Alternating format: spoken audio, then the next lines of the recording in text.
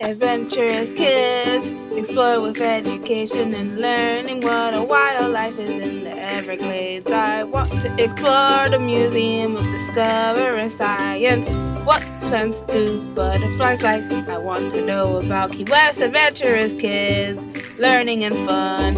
Adventurous kids!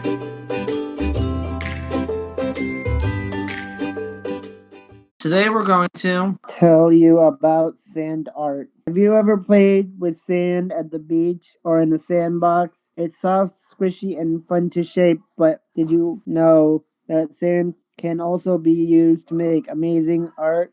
That's called sand art. It's when people use colorful sand to create pictures, patterns, or even sculptures. This can be a sand sculpture, a sand painting, or even sand bottles. A sand castle is a famous type of sand sculpture.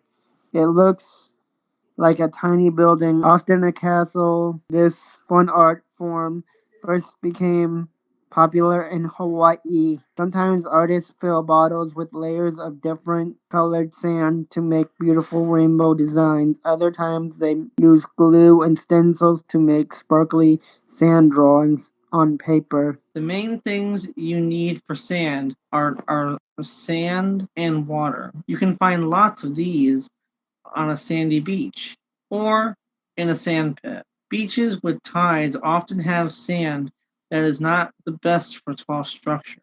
Good sand for sculpting usually has a bit of silt and clay. These help the sand grains stick together better. Kids often make sand castles just for fun, but there are also big sand sculpting contests for adults. These events feature detailed creations. One of the tallest sandcastles ever made in a contest was 18 feet tall.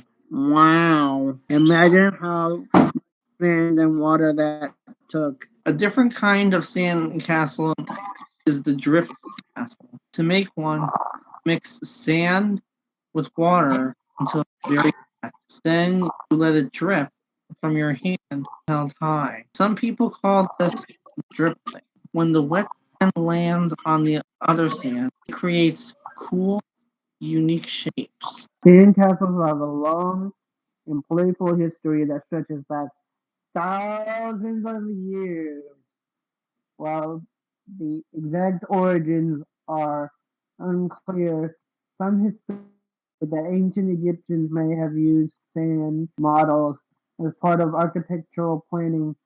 The modern idea of sandcastles as a form of beach entertainment likely began in the 19th century when seaside tourism became popular in Europe and North America. One really cool kind of sand art happens right on the ground. Artists use or even just their hands to draw huge pictures in the sand. These giant drawings can be so big that you have to look from above to see the whole thing. In some cultures, like in India and Tibet, people make special sand art called mandalas using grains of colored sand. These designs take a long time make and are full of meaning and passion. Sand art isn't just for grown-ups. Kids can do it too. Own sand or at home or in school. All you need is some sand, a few containers, and some imagination. You can color the sand with food coloring, pour it into jars to make fun layers, or glue it onto paper to make your own masterpiece.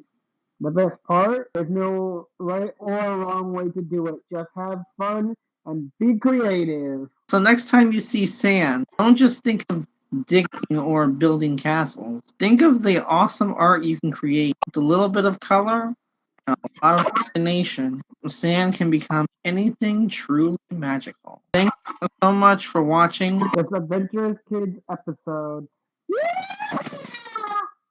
and blessed be. What did you learn today? Adventurous kids. Adventurous kids. What was the most interesting fact? Adventurous kids. Adventurous kids. Adventurous kids.